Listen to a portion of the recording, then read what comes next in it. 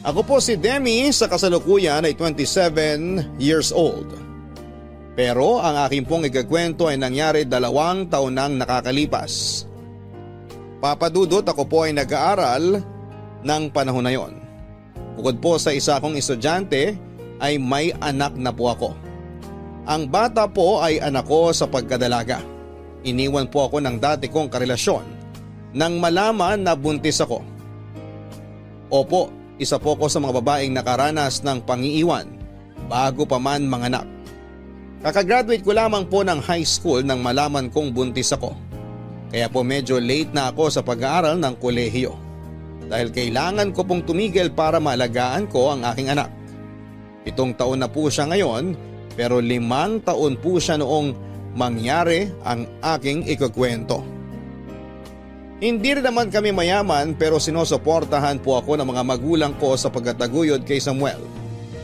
O si Sam, yun po ang pangalan ng anak ko.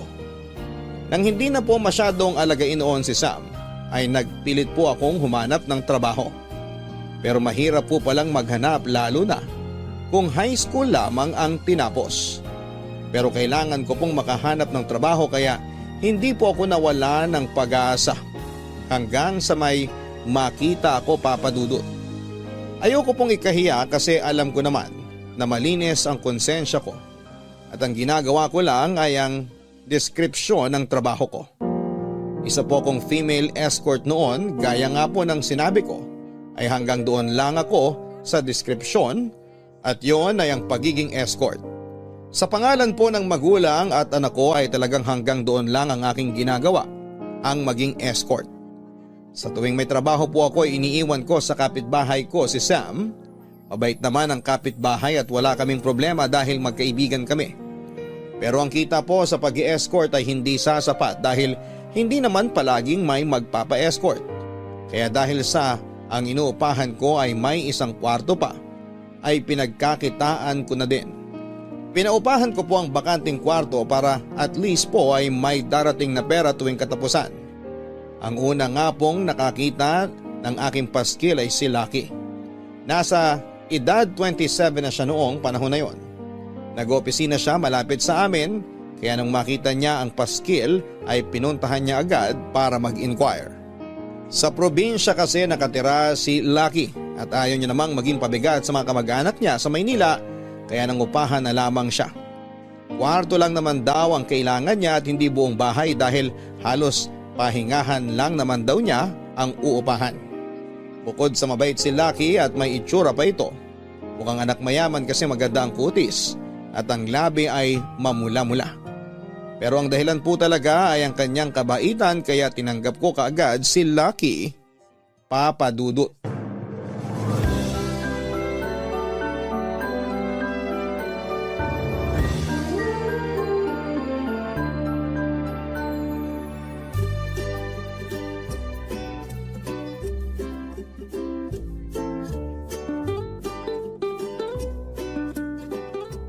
Magandang umaga po. Ay sorry, hindi po kami bibili. Ha? Bibili ng ano? Ano bang binibenta mo? Wala ho akong binibenta. Eh, bakit ka nandito? Tungkol dun sa nakapaskil sa poste sa room for rent. Ah, uupa ka. Oho, Pasensya ka na ha. Kasi naman nakapolong puti ka at nakatay. Akala ko tuloy nagbebenta ka ng kung anong produkto. kasi papasok ako mamaya sa opisina. Mula dito, dediretso na ako. Ay, saan ka nagtatrabaho? Diyan, sa opisina dyan, sa malaking building, sa may pangalawang kanto. Ah, doon? Oo, alam ko yun. Yun po, dun ako nagtatrabaho. Teka, bakit ka mangungupahan? Ayaw niyo ho ba?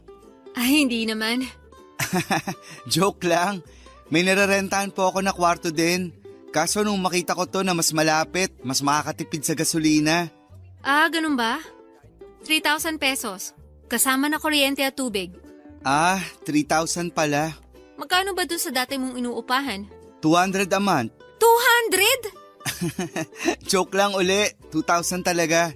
Ah, ganun ba? Pwede ko ba munang makita? Sige, halika. Eto, pasok ka. Ay, malaki siya. Kumpara dun sa inuupahan ko ngayon. Hindi nga kasya ang kama ko dun eh. Ha? Hindi kasya ang kama. Paano ka natutulog? Nakapikit. Joke. Pinapatawa lang kita. Baka kasi bigyan mo pa ako ng discount. Kanina mo pa nga ako niloloko. Malamang taasan ko pa nga ang upa eh. Ha? Joke! Akala mo ikaw lang marunong mag-joke ha? Naisaan niyo ako ha? Pero malaki nga tong kwarto. Ano yung pinto doon? CR yan, kaso liguan lang. Pag magbabanyo ka, dun sa CR sa labas. Tapos may gripo din dyan sa veranda niya. Pwede ka magluto at dyan mahugasan. Sige, kukunin ko na. Okay na ho ba ako? Huwag mo nga akong hinuho at oo, okay ka na. Pero pwede ba sa isang linggo na ako lilipat? Para sakto sa pasok ng buwan. Sige, walang problema. Hindi na ako tatanggap na mag-i-inquire. Naku, salamat ng marami. Gusto mo pa bang tignan ng paligid nitong kwarto o mag-usap na tayo sa labas? Sige, mag-usap na tayo para masaraan ang deal.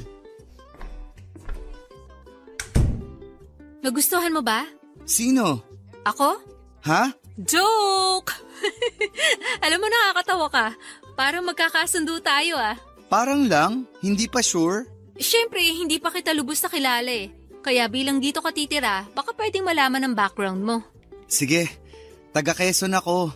Nandun ang magulang ko. 2 lang kaming magkapatid. Nandito din sa Maynila ang kapatid ko. Pero di kami magkasama. Alam mo na, magkaiba kami ng utak. Kaya mas maganda kung magkaiwalay kami. Magbibigay din pala ako ng mga ID ko para mas makilala mo ako. Wow, nakakatuwa ka naman. Hindi mo na hinayaang hingin ko. Ikaw na mismo ang magbibigay. Para siguradong kilala mo ako. Para parehas. Ako naman may anak, nasa kapitbahay ngayon. May kalaro kasi siya doon. Doon ko siya sa kapitbahay iniiwan kapag may trabaho ako. Huwag kang mag-alala sa kanya, mabait siyang bata. At hindi magulo o maingay.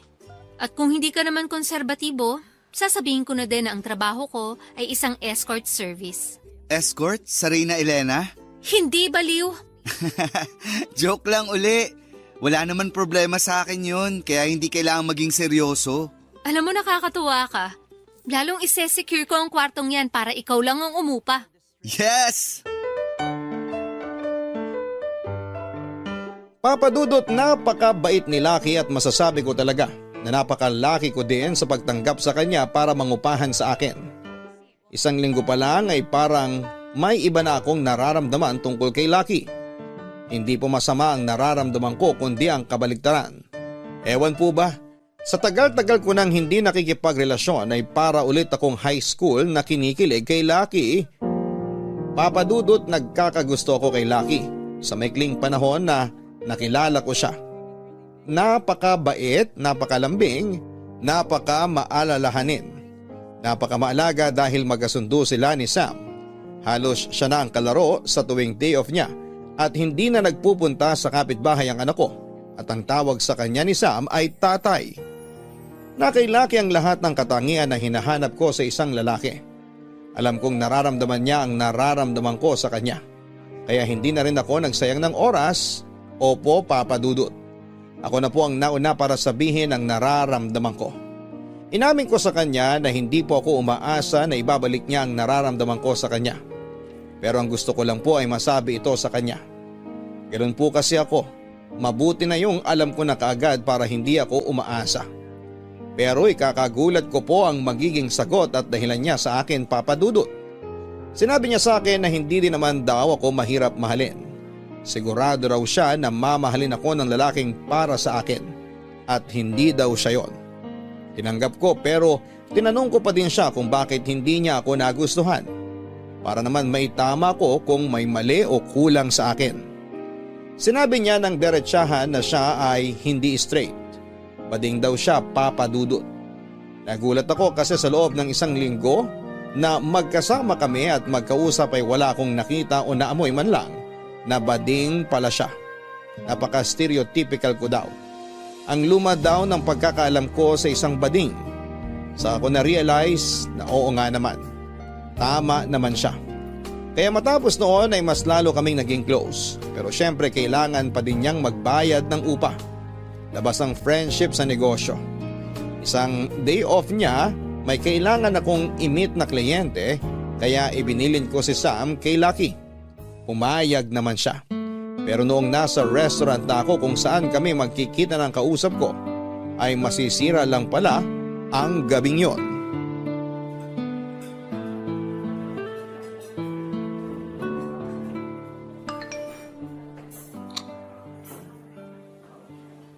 Ano ba tong kausap ko?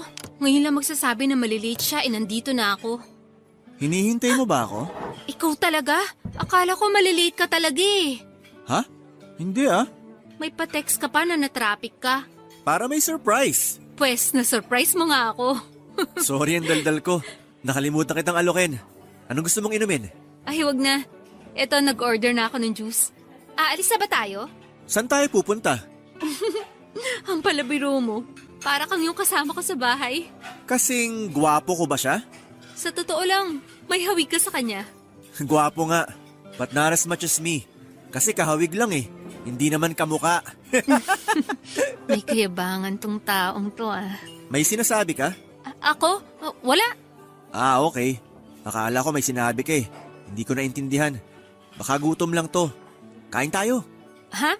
Sige, ikaw ang bahala. Oo naman. Sagot ko to, no? Natural, alangan namang ako.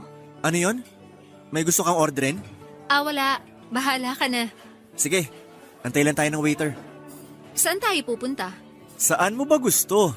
Saan ba yung sinasabi mong venue nung pupuntahan? Hindi ba sabi mo, restaurant din yun? Restaurant? Okay ka lang? Sabi mo after natin magkita dito, may pupuntahan tayong restaurant. Ah, oo! Mamaya na yon. Bakit o-order ka pa ng pagkain dito? Oo nga. Wag na lang. Okay ka lang ba? Oo naman. Okay na okay. Sige, sana nga. Maganda ka. May boyfriend ka na ba? Pag-uusapan ba talaga natin yan? Oo naman. Kasi wala akong girlfriend eh. Ilang taong ka na? Hindi ba unethical na tanungin ng babae ng age niya? Bakit naman? Hindi ka naman mukhang matanda ah. 25. Wow, nice! Anong nice dun? 28 lang kasi ako. Magkalapit lang. Anong oras tayo aalis? Sayang ang oras. Bakit naman masasayang ang oras? Kasi nung magkita tayo, nag-timer na ako. Bakit kailangan mong orasan? Bakit hindi? Hindi ba yun ang usapan? 3 hours lang. Pag nag-overtime, may additional. Ano bang pinag-uusapan natin dito? Anong ibig mong sabihin? Hayaan mo na nga. So, saan tayo pupunta after nito? Saan mo ba gusto? Ang gulo mo naman. Sandali nga. Ang tagal ng waiter eh. Ako na pupunta sa counter. Doon ako order. Sandali lang ha. Huwag kang aalis. Anong wag aalis? Natural hindi ako aalis ng hindi bayad, no? Pero naghanap pa din ng waiter. So, o-order pa rin siya? Iwan ko na kaya yun. Pasensya na, sobrang naipit ako sa traffic. Sandali na lang. Ano? Anong traffic? Naka-order na ako. Anong pangalan mo? Weebs. Hindi ikaw ang kausap ko? Sira pala ulo mo eh. Wala naman akong sinasabing ako ang kausap mo ah. Sa susunod, maghanap ka ng magagago mo ah. Buisit, panira ng araw. Ay, sandali! Iniwan ko ang lalaking yon, Papa Dudut. Nainis kasi ako sa kayabangan niya. Masyado siyang presko na akala mo ay lahat ng mapapatingin ay mai-in love sa kanya. Umabol pa nga siya at sinabi na paano na raw ang mga in-order niya. Parang ako pa ang sisisihin at umorder siya. Sabi ko talaga kainin mo lahat para mahimasmasan ka. Saka ako nag-walk out.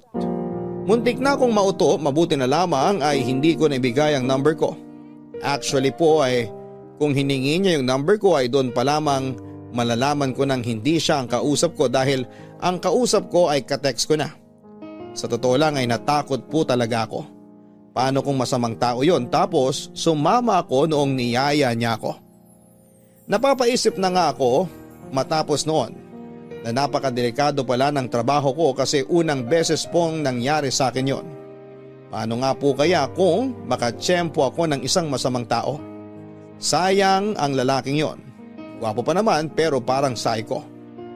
Nagmensahe na lamang ako doon sa totoong kausap ko na ako na lang ang pupunta sa kanya para hindi na siya bumiyahe papunta sa akin. Nagkita naman kami at natapos ang gabing yon na masaya kami. Back to reality na naman ako matapos noong araw na yon. Napatulog na ni Lucky si Sam at may nilutong pagkain si Lucky. Napakaswerte ko sa tenant ko. Kinabukasan ay may nagmensahe sa akin na ikinagulat ko naman. Tumawag ang agency na pinagtatrabahuhan ko. May nagbook daw para sa escort service. Magpapahinga sana ako ng araw na yon pero naisip ko na sayang din naman ang kikitain ko. Kaya umuo na ako. Kinalimutan ko ang naging pangit na araw ko doon sa manlolokong lalaki. Masaya akong umalis ng bahay noong tanghali at pumasok sa eskwelahan. Pero bago ko umalis ay ibinilin ko si Sam kay Lucky na pakihatid na lamang sa kapitbahay bago siya pumasok sa trabaho. Pero syempre po ay umuwi muna ako matapos ang klase at pag-uwi ko ay nandun na uli si Lucky at kasama na si Sam. Kaya parang hindi din sila naghiwalay dalawa dahil sila pa din ang magkasama ng abutan ko. Napaka-responsable talaga ni Lucky para tuloy akong may asawa sa bahay. Pero gaya nga po ng nasabi ko na back to reality. Una ay hindi magiging kami ni Lucky at pangalawa ay may trabaho ako kaya kailangan ko ulit umalis matapos maligo at magbihes. Hindi na ako makakasabay sa kanila sa pagkain pero nagluto na ako. Bago pa man ako unahan ni Lucky na magluto. Siyempre po medyo nahihiya din ako at baka naaabuso ko na siya. Masaya akong umalis para maging malungkot at magalit lang dahil sa hindi inaasahang pagkakataon. Nagkagulatan kami ni Whips. Siya pala ang nag-book sa akin.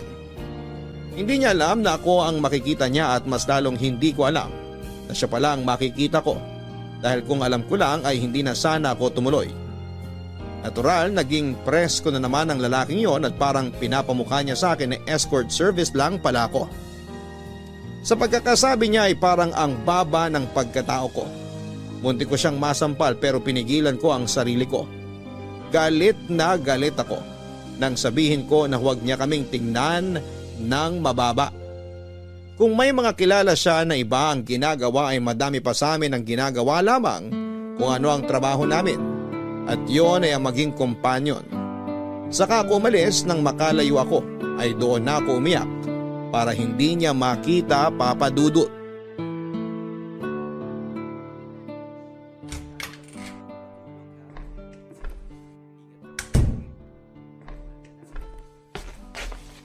Nandyan ka na pala. May pagkain dyan. Iinit ko ba? Mamaya na ako kakain. Bakit ganyan ang itsura mo? Umiyak ka ba? Hindi. Harap-harapang panluloko naman yan? Ha? Ayan eh. Kitang-kita na mugtong-mugto ang mga mata mo. Tapos sasabihin mo hindi ka umiyak. Huwag mo na akong pansinin. Pwede ba yun? Nasa iisang bahay tayo. Kung makapagsalita ka naman parang asawa kita. Asawa agad? Hindi ba pwedeng best friend muna? Tulog ka na nga. Hindi, magkwento ka na muna. May pasok ka pa bukas. Wow, ang sweet naman ng best friend ko. Best friend lang? Hindi ba pwedeng asawa? Nakakatakot ka na ha? Kita mo to. Pinapagaan ko lang ang galit ko eh. Hindi ka na mabiro. Kaya nga, spill mo na. Bukas na nga. Kung sasabihin mo din naman sa akin bukas, anong diferensya kung sasabihin mo na sa akin ngayon? Kasi nga may pasok ka pa. Baka mapuyat ka. Half day ako bukas, kaya ang pasok ko after lunch pa. Kaya madami akong oras para makinig. Sure ka? Hindi. Kita mo na? Kaloka ka, Demi. Siyempre sure ako. Ano nga? Kasi kahapon. Teka, kahapon pa yan pero ngayon ka lang nagkaganyan? Hindi ba masyadong delayed yung reaction mo? Nakakainis ka naman eh. Wag na nga. Biro lang. Aminin mo, natatawa ka, pinipigil mo lang. Hindi nga. Ay, mainit ang ulo. Eh di hindi na. Sige na, ituloy mo na. Kahapon may nakilala akong lalaki. Akala ko siya yung nag-book, yun pala hindi siya. Isang nagpanggap lang pala, naubod ng yabang, nahambog, na makapalamukha, na… Sandali, mamimintas ka ba o magkakwento? Parang binigyan mo ng sukdulang kapintasan yung tao eh. Kanino ka ba kampe? Demonyo pala ang lalaking yun eh. Yun na nga. Nung nalaman kong niloloko niya lang pala ako, iniwan ko nga. Yun na yun? May pupuntahan ka ba? Wala. Bakit nagmamadali ka? Sorry, nag-react lang ako. Tapos, Akala ko tapos na yung pangit na pangitain na yun. Kaso kanina may nag-book uli. Sandali. Don't tell me na siya yung nagpabook. Yes, siya nga yung nagpa-book. Ano siya, stalker? Hindi naman yata. Kasi unang-una, hindi niya malalaman ng detalye ko. Kasi hindi naman binibigay ng agency yun. Lalo na yung picture, hindi ipinapaskil sa Adam Pictures ng mga escort. At hindi niya alam kung saang agency ako nagtatrabaho. Kaya imposibleng nahanap niya ako. So sa palagay mo, coincidence lang ang pagkikita nyo kanina. Oo. Oh, yun naman pala. Hindi naman pala niya pinagplanuhan. Bakit ka nagagalit? Dahil sa mga sinabi niya. Gaya ng, Nung makita niya ako at nalaman niyang ako ang makakasama niya, sabi ba naman niya, nagagalit pa daw ako kahapon, escort service lang pala ako. Naghihintay din pala ako ng lalaki kahapon. Napakababa ng tingin niya sa akin. ano? Sira ulo pala yun eh. Nasaan na yun? Wala na, hayaan mo na. Napakabastos eh. Hayaan mo na. Hindi ko naman makikita yun. Nagsabi na ako sa agency at pinablacklist ko na siya. Sabi ko kung tatanggapin pa rin nila ang tawag ng lalaking yun, wag na ako ang i-assign. Mabuti nga. Kung makikita ko uli ang lalaking yun, siguradong sobrang pagkakataon lang. Pag nakita mo yan nakasama mo ako, ituro mo agad. Manong gagawin mo? Wala, ituro mo lang at saka natin siya irapan. Nakakainis ka. Ayan, tumawa ka na. Ay nako, pasalamat na lang tayo at walang nangyari sa'yo. Iinit ko na ba yung pagkain? Matulog ka na, ako na mag-iinit. O sasabayan mo akong kumain. Tara na nga, nagutom ako sa sobrang inis.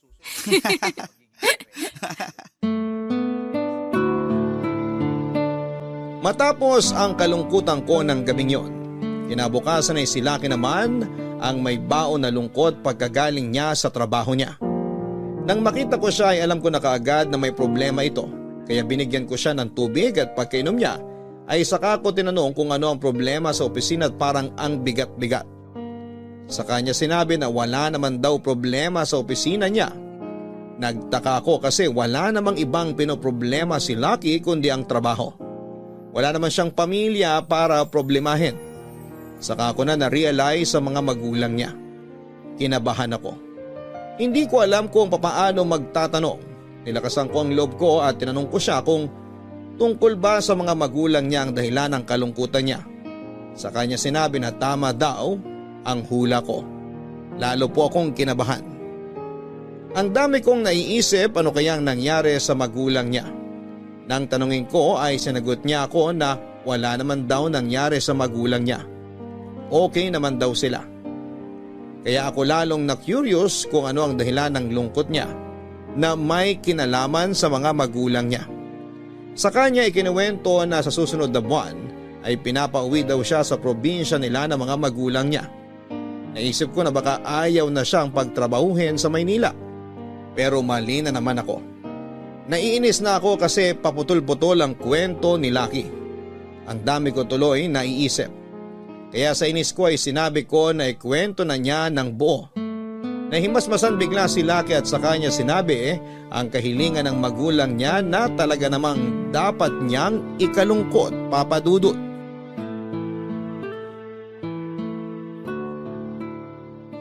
Anong gagawin ko? Bakit parang ang laki ng problema mo? Te, wala naman akong girlfriend. E di sabihin mo na wala. Hindi pwede. Anong hindi? Bakit hindi? Kasi pag nag-uusap kami, lagi kong sinasabi na may girlfriend na ako at mag-iisang taon na kami. Sino yan? Kaloka ka, wala nga. Imagination ko lang yun.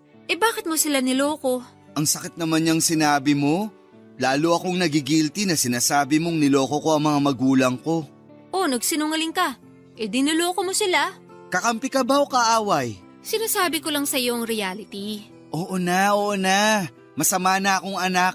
Wala akong sinasabing ganyan ha. Kasasabi mo lang na nagsinungaling ako at niloko ko sila. Ano ako, anghel? Minsan, may pagsisinungaling na tinatawag na white lie. Nagsisinungaling ka kasi kailangan. Ayan, medyo gumaan ang loob ko. Kaya nga para mawala yung guilt mo, sabihin mo sa kanila na wala kang girlfriend. Sasama ang loob nila. Lalo na si Papa, mahina ang puso nun. Mabuti na yun kesa nagsisinungaling ka. Akala ko ba may white lie? Ang sinasabi ko lang naman, sabihin mo ng totoo. Siguradong maiintindihan ka nila. Anong sasabihin ko sa kanila na dahilan kung bakit wala akong girlfriend? Yung totoo, Na, nabading ka. gusto mo ba hindi lang ang puso ni Papa ang sumumpong? Pag nalaman nila yun, baka pati si Mama sumumpong ang high blood. Yun lang. Anong gagawin ko? Okay lang ba sa'yo na gumawa ka uli ng white lie? Hindi naman siguro masama ang maraming kasinungalingan. Basta white. Kasinungalingan pa rin yun. Ito naman eh. Joke lang. Ikaw naman. May naiisip ka ba? Meron. Bakit hindi ka magsama ng babae tapos ipakilala mo na girlfriend mo? Sino nga? Wala naman akong syota. Hindi nga, Shota. Ay wait, oo nga. Akin na ang number ng agency nyo. Bakit? Magbubook ako ng girl ngayon para sa briefing. Tapos siya na din ang isasama ko sa probinsya. Magbabayad ka pa? Paano? Alangan namang isama ko si Aling Chayong. Busy sa tindahan niya yun. Baliw, para mo ng nanay si Aling Chayong. Ang sinasabi ko, bakit ka pa maghahanap sa agency? At bakit ka pa maghahanap sa labas? Sana kung maghahanap dito sa loob. Sino naman ang... Ikaw? Kala ko bumaba na ang IQ mo eh. Okay ka lang? O bakit ayaw mo? Ibig kong sabihin, okay lang sa'yo. Oo naman, dahil sa dalawang dahilan. Dalawa? Oo. Unang-una, sa dami ng magandang nagawa mo sa amin ni Sam, oras na siguro para makabawi. Hindi naman ako naniningil. Hindi nga, pero gusto ko makabawi. Ikaw ang bahala. Ano yung pangalawa? Pangalawa, kahit sandali, matupad ang pangarap ko maging girlfriend mo. Kadiri ka naman. Huwag mo ang sirain yung ilusyon ko na ate kita. Kunwari lang naman. Sige, at least wala nang briefing. Kasi ang tagal naman na nating magkasama dito. Exactly. Salamat ha. Ano ba? O sige, try nga natin ngayon kung paano tayo aasta sa harap ng parents mo. Kunwari ipapakilala mo ko. Go! Hi ma, hi pa. Si Demi po pala. Huy, Girlfriend ko. Eee! arte mo! Kurutin kita dyan eh! Papadudot isang buwan kong tinuruan si Lucky at tama naman ang mga ginagawa niya. Yun nga lang ay naiilang siya. Kasi nga po dahil ako daw yung magpapanggap. Nainis ako sa kanya kasi ang arte-arte niya. Kaya sinabi ko na kung ayaw niya sa akin ay tawagin na lang niya yung nagbabantay ng tindahan sa ibaba na si Aling Chayong. Natakot naman kasi palapit na ng palapit ang araw at kailangan ay handang-handa na ang lahat. Ayon, pinagbuti Papadudot. Kilig na kilig ako habang inis na inis naman si Lucky. Inaasar ko siya lalo at hindi naman siya makapalag kasi nga tinatakot ko din siya ng pagbaback out ko. Para sa akin naman po kasi ay para marelax siya. Kasi halatang halata na tensyonado na siya. Ang kadalasan na pagkakahuli na hindi totoo ang relasyon ay ang body language. Hanggang sa dumating ang araw. Overnight kami kaya si Sam ay ibinagbilin ko muna uli sa kaibigan ko sa tabing bahay. Pero halos 2 araw kaming mawawala kasi aalis kami ng madaling araw at uuwi kinabukasan ng gabi. Unang beses ko pa lamang pong maiiwan si Sam ng ganong katagal. Kaya hindi din po ako mapakali Papadudot. Saka lalong nagpapasalamat sa akin si Lucky dahil magsasakripisyo ako na maiwan si Sam para sa kanya. Pinangakuan na lamang ni Lucky si Sam na kung ano-ano para lamang huwag kaming mamiss. Hindi naman po umaangal si Sam pero syempre iba ang pakiramdam ng nanay. Umalis kami ng kabado, una dahil sa iiwanan namin si Sam at pangalawa sa darat na namin na mga magulang ni Lucky Papadudot. Papadudot maayos kaming nakarating sa bahay nila Lucky sa Quezon. Ipinakilala kaagad ako ni Lucky sa magulang niya. Kung hindi lang ako nakatayo na ay bibigyan ko sana ng standing ovation si Lucky. Kasi naipakilala ako ng walang kaba. Masayang masaya naman ang mga magulang niya at sobrang sweet nila sa akin. Halos lahat ng pwedeng ialok sa akin ay inalok nila para maging panatag daw ako sa bahay nila. Pumunta kami sa sala ng bahay nila at masayang nagkwento ang mga magulang niya at paudlot-udlot ay may mga tanong sila sa akin at kay Lucky. Gusto ko nang pumalakpak kada sasagot si Lucky kasi nakakatuwa, parang totoong girlfriend niya ako. Kung Q&A lang yon, sa view ko ay winner na si Lucky. Nang tanungin ni Lucky kung dumating na daw ba ang kapatid niya, sinabi ng magulang niya na nauna raw sa amin ng 2 oras at natutulog. Nainis daw sila dahil sinabi daw ng kuya niya na kasama din ng girlfriend niya, pero mag-isa nang dumating sa kanila. Nang hanapin ng girlfriend niya ay ang daming dahilan ng kuya niya na hindi daw kapanipaniwala kaya sila lalong naiinis. Kitang-kita sa mukha ni Lucky ang takot habang inis na nagkwekwento ang mamang at papang niya.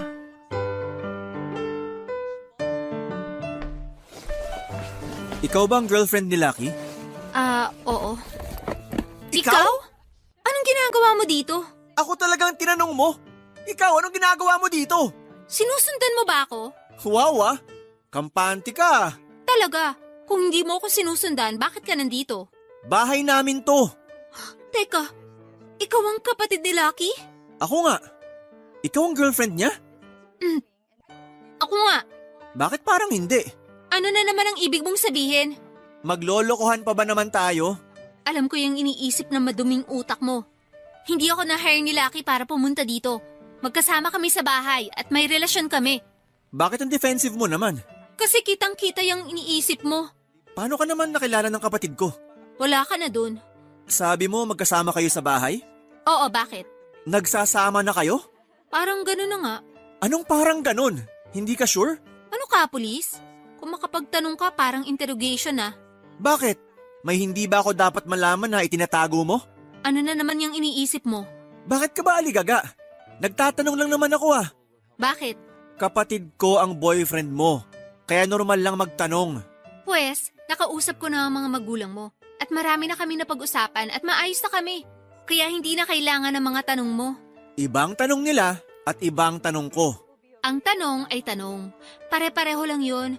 Kaya pwede umexit ka na at mag-aayos pa ako ng gamit ko. Reminder, bahay namin to. At dito ako pinagkwarto ng magulang mo. Kaya may karapatan akong palabasin ka. Hanggang sa baluarte ko mayabang ka pa din ah. Hanggang sa bahay ng magulang mo, hambog ka pa rin. Bakit ba napakayabang mo? Hindi ako mayabang ah. Hindi.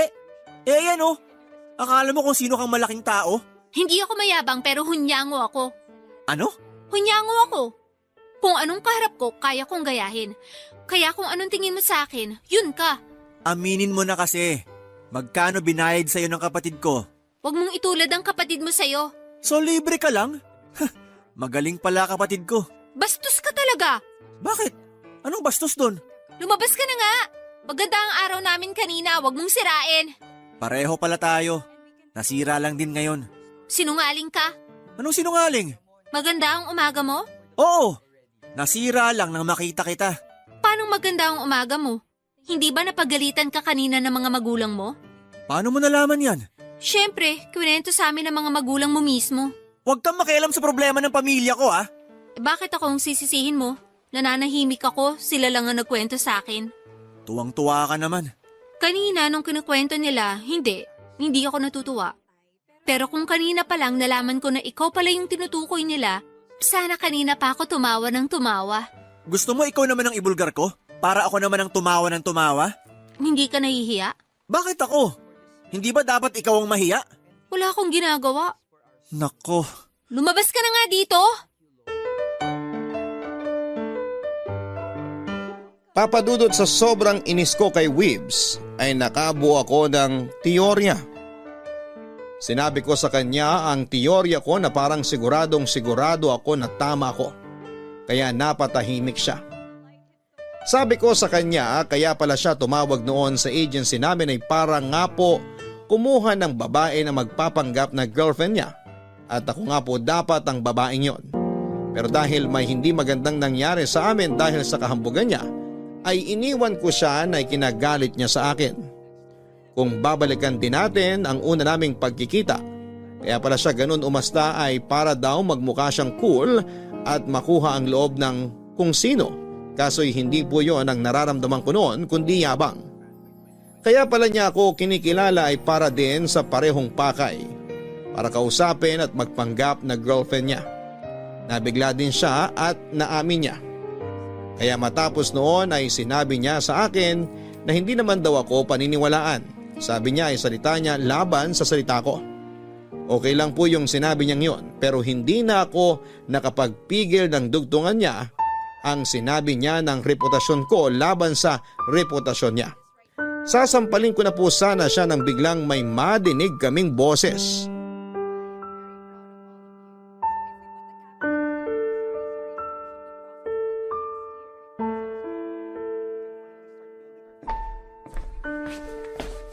Napakabastos mo talaga! Kuya, nakilala mo na pala si Demi. Magkakilala na kami. Good. Kilalang kilala ko siya. Ha? Alam ko kung sino siya. Anong ibig mong sabihin? Lucky, siya yung lalaki ng bastos sa akin nun. Ano? Kuya? Sandali. Anong kinuwento sa'yo ng babaeng yan? Kung anong ginawa mo, malay ko bang kapatid ka pala ni Lucky?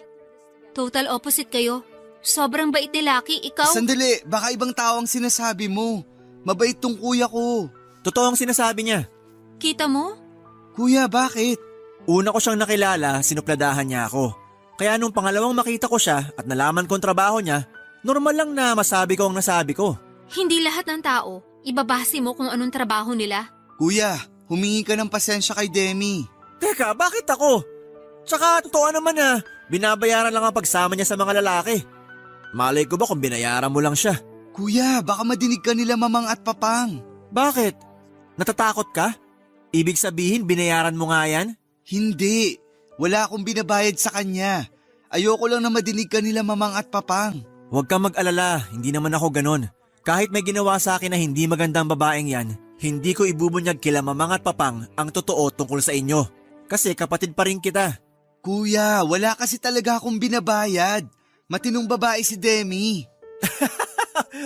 O sige, wala kang binayad. Pero nagpapanggap pa din kayo. Kuya naman. Aminin mo muna sa akin na totoo ang sinabi ko. Nagpapanggap lang kayo. Oo. Bakit? Kami lang ba ang nagpapanggap? Ano na naman yung sinasabi mo? Napagtagpi-tagpi ko na ang kwento ng pagpunta mo dito. Demi, anong sinasabi mo? Nag-message sa akin si Jenny, yung kasama ko sa agency. Na-i-book daw siya ng nakaaway ko na ipina-blacklist ko na ewan bakit tinanggap pa nila ang tawag. Sabi ni Jenny na binayaran siya ng kuya mo para magpanggap. Pero along the way, sinumpong na naman ang kahambugan ng kuya mo kaya nag-away sila. Kaya na makakita ng bus station si Jenny, bumaba na siya para bumalik ng Maynila. Tumigil ka na. Titigil ako kung titigilan mo kami ni Lucky. Sabihin mo sa kanila ang tungkol sa amin. At sasabihin ko din na magsisinungaling ka sana para lang may maipakilalang girlfriend. Oo, pero yung sa akin hindi naman natuloy. Yung pagpapanggap nyo, ayan o, kitang-kita. So sino may mali? Hindi nga natuloy, pero magbabayad ka ng babae. Kami walang perahan dahil maganda na ang relasyon namin noon pa. May pera o wala, nanloko pa din kayo. Nagsinungaling na, gagastos pa. Tumigil na nga kayo. Yang babaeng niya ng parang Armalite ang bunganga. Kaya siyang una mong sawayin. Kung hindi ka sana bastos at hambog, wala sanang gulo dito. Demi, huwag ka nang magsalita. Ako na ang bahala dito. Kuya, usap tayo sa labas. Bakit tayong lalabas? Bahay natin to. Inaangkin ko ba? Malay ko. Di ba yun ang goal mo? Ang makakuha ng pera? Bastos ka talaga! Demi, sandali. Ako na lang ang kakausap kay kuya. Kuya, tama na yan, please. Prenohin mo bibig ng girlfriend mo. Walang problema sa akin basta walang pakialamanan. Wala naman talaga akong pakialam. Mas lalo ako. Pakialam ko ba sa'yo? Pwede bang magkasundo na lang muna tayo?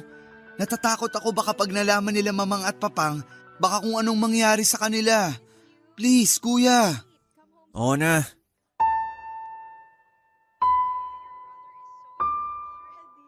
Pagdating ng hapunan ay ginawa namin ang napagkasunduan pero papadudot, alam mo yung tinatawag na awkward silence. Pakiramdam ko ay makakahalata ng mga magulang nila. Kaya ako na mismo ang pumutol ng katahimikan na yon. Nagkwento ako ng totoo pero may halong fiction. Sinabi ko na magkakilala kami ni Wibbs na hindi namin alam na pareho pala namin kilala si Lucky. Nagulat ang mga magulang nila pero natuwa dahil sa pagkakataon na yon. Sinabi nila na kung hindi daw ba ako binubwisit ni Wibbs. Ito na po yung fiction noong sabihin ko na napakabait na tao ni Wibbs at marespeto sa mga babae. Kita ko sa itsura ni Weebs na parang naiinis ito dahil iniisip niya na nagsasarcastic lamang ako sa mga sinasabi ko. Si Lucky naman ay tulala. Parang naghihintay sa mahuhulog na huling numero sa loto yung kaba niya. Wala pa ding umiimik maski si Weebs. Parang tinanggalan ng dila noong nagsasalita ako. Tuwang-tuwa at nagpapakwento pa ang mga magulang nila. Kahit magaan na ang sitwasyon ay halata pa din na masama talaga ang loob ng magulang nila kay Weebs. Ipinipilit pa din ng mga ito na niloko sila. Na sinasabing isasama ang girlfriend pero hindi naman isinama. Kaya sinabi ko na kakilala ko ang girlfriend ni Weebs. Kitang-kita ko ang mukha ni Weebs at Lucky. Si Weebs ay magkahalong takot at galit. Habang si Lucky naman ay yung itsurang nagmamakaawa at nakikiusap.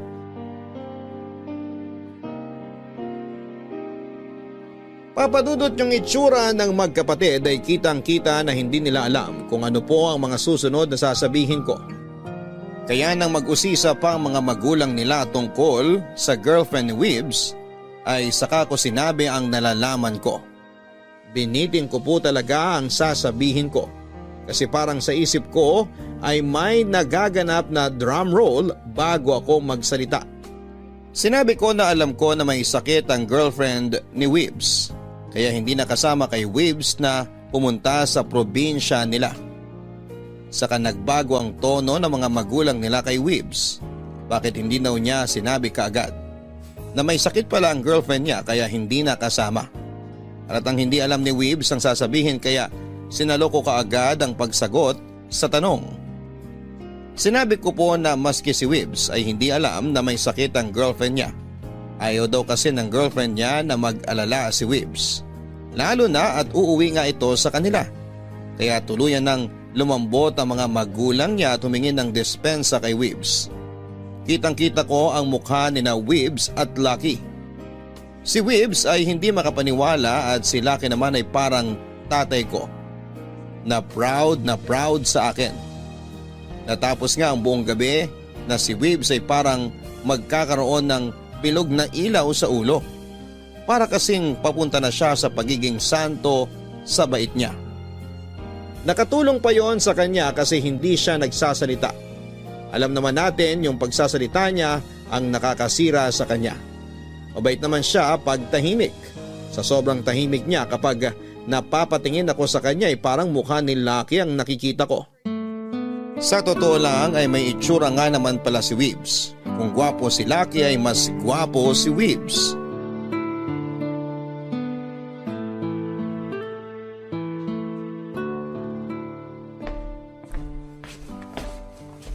Kuya, Oh, eto, dinalan kita ng kape. tanghaling tapat kape? Nakalimutan mo na ba nung bata tayo? Pag nagkakwentuhan tayo dito, lagi tayong may kape. Oo nga. Ang tagal na rin kasi nun. Ako hindi ko nakakalimutan. Baka naman marami ka na talagang nakalimutan. Hindi naman. Masyado ko lang sigurong naiisip ang buhay sa Maynila. Kamusta ka? Ayos naman. Paanong ayos? Mukhang hindi eh. Ikaw naman. Alam mo naman ang Maynila, masyadong maraming stress. Mayaman lang atang hindi nai-stress eh. Lahat naman talaga stressed. Pero may kanya-kanyang paraan ng pagdadala. Kaya para sa iba magaan lang ang stress. Yung iba kasi masyadong dinidibdib kaya nahihirapan. Kahit hindi ko masyado makuha ang sinasabi mo, parang tama naman. Kuya, bakit wala ka pang girlfriend? Wala eh. Paanong wala? Hindi ka pa ba nagka-girlfriend mula nung lumuwas tayo ng Maynila? Nagkaroon. Ano nangyari? Marami. Marami? Paanong marami? Marami akong naging girlfriend. Niloko mo sila lahat. Grabe naman yung tingin mo sa akin. Hindi ah. Wala akong niloko. Silang umiiwan sa akin. Bakit? Ewan. Parang alam ko. Paanong alam mo? Sa nakita ko kanina nung nag-aaway kayo ni Demi at sa mga kinuwento niya nung mga araw na nagkita kayo, alam ko na. Siniraan niya ba ako? Hindi. Hindi gagawin ni Demi yun. Kilala ko siya. Ang sinasabi ko ay yung nakita at nadinig ko lang. Diretsuhin mo na nga ako. Kasi kuya, yung pakul mo ang sumisira sa'yo. Napepreskuhan sila sa'yo. Tapos pag nakikipag-usap ka sa kanila, masyadong bargas. Balikan mo yung mga turo nila mamang at papang na maging magalang lagi sa babae. Bastos na ba ako? Kung hindi mo nakikita o nararamdaman, yes, kuya. Sa nakita kong pakikipag-usap mo kay Demi kanina, parang nandun ka na. Hihingi na lang ako ng pasensya sa kanya mamaya. Oo naman. Narinig mo naman kung paano kanya sinalba kanina.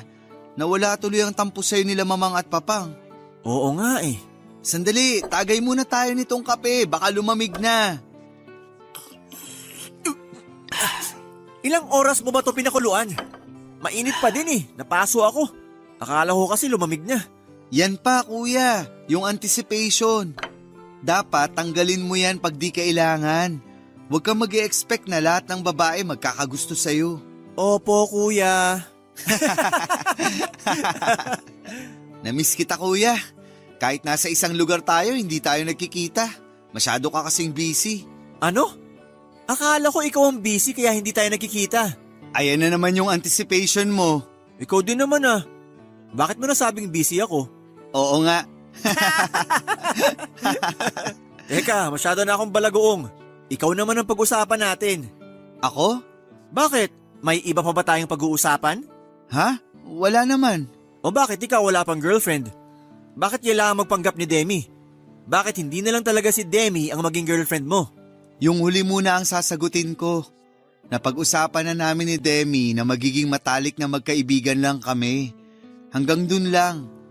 Ayoko din gawin ang pagpapanggap namin ni Demi. Kaso naisip ko sila mamang at papang. Sobrang na-pressure ako sa katatanong nila kung may girlfriend na ako. Nasabi ko na meron. Kaya nung sinabi nila na isama ko dito ang girlfriend ko, alam mo na ang kasunod. Sinong nakaisip na magpanggap kayo? Ikaw o si Demi? Nakita kasi ni Demi na nagpapanik na ang utak ko. Kaya nagsuggest siya na siya na lang ipakilalang girlfriend ko. Eh bakit nga wala ka pang girlfriend? Kuya, huwag kang magagalit ha. Bading ako. Kuya naman pinagtatawanan mo ko Nakakatawa naman talaga. Bata pa tayo, wala na tayong sinikreto sa isa't isa. Ang tagal kong hinintay na sabihin mo sa akin yung sikretong yan. Kuya, alam mo? Oo naman, kapatid kita eh. 1 taon lang ang pagitan natin. Tayo lang dalawang magkapatid, kaya sobrang close natin noon pa. Kaya ganun na lang ang lakas ng pakiramdam ko sa'yo. Hindi ka nagalit o nagagalit? Bakit naman? Wala ka naman ginagawang masama ah. Rerespetuhin ko din kung kailan mo sasabihin kila mamang at papang yan. Salamat kuya.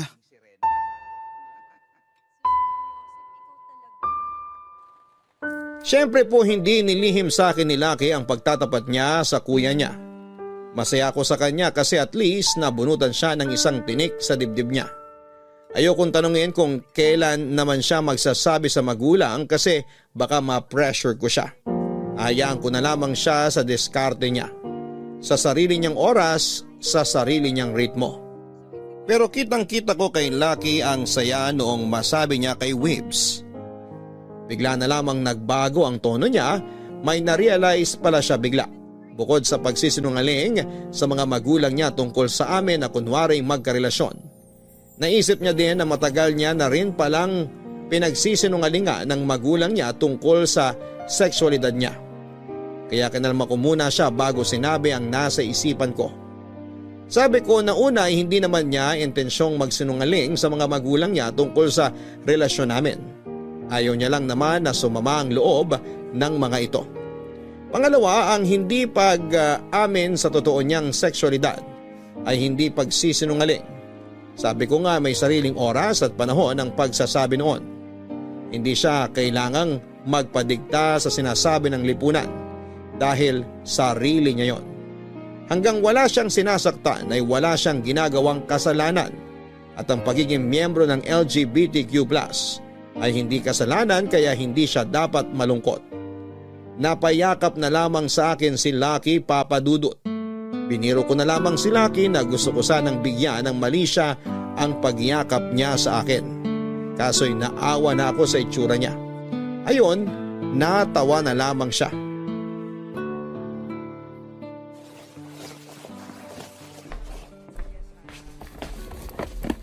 Knock knock! Uy, babes! Tuloy! Ang aga mo naman mag-ayos ng gamit. Wala lang, para mamaya konti na lang ang aayusin. Para madami pa din iba magawa. Nag-enjoy ka ba dito sa amin? Sandali, Bakit? sino ka? Ilabas mo si Weebs. Nakakatawa ka pala. Ako to. Nakakapanibago kasi, parang ibang tao ka na. Eto talaga ako. Pinabalik ako ng kapatid ko. Tama siya. Masyado akong nabulagan sa mga inaakala kong ako. Akala ko nga si Lucky ang kausap ko eh. Mula ngayon, eto na uli ako. Oh, teka, yung tanong ko. Nag-enjoy ka ba dito sa amin? Oo, ang saya nga. Kung pwede nga lang eh. Gusto ko pang tumigil dito kahit isang araw pa. Bakit hindi ka mag-extend? Alam ko na. Si Lucky kasi may trabaho, kaya kailangan nyo nang umuwi. Hindi lang yun. Naku, huwag ka mag-alala dito. Siguradong okay lang kina papang at mamang na tumigil ka rito. Yung dalawang yon, masaya laging mag-entertain ng bisita. Hindi rin yan. Anong dahilan? May naghihintay sa akin sa bahay. Asawa mo? Hindi, wala akong asawa. Eh sino? Anak ko? May anak ka na? Oo, 5 taon na siya. Bakit wala kang asawa? Iniwan ako nung malaman na buntis ako. Sira pala ulo niya eh. Nasaan yon? Hayaan mo na, 5 taon na. Masaya na ako nung wala siya. Good morning! O Lucky, Narinig ko usapan nyo. Yes kuya, may anak na si Demi. Ang pangalan niya Samuel. Pero Sam na lang. Napakabait na bata. mana sa nanay. Oo naman, pati itsura. Teka, wala ka bang dalang kotse, Lucky? Wala eh. Yung auto ko hindi umabot. Nasa talyer kasi. Kaya nagbus na lang kami. Sumabay na kayo sa akin pabalik ng Maynila. Sasabihin ko pa lang yan eh. Nakakahiya naman. Kuya ko yan, bakit tayo mahihiya? Oo nga naman.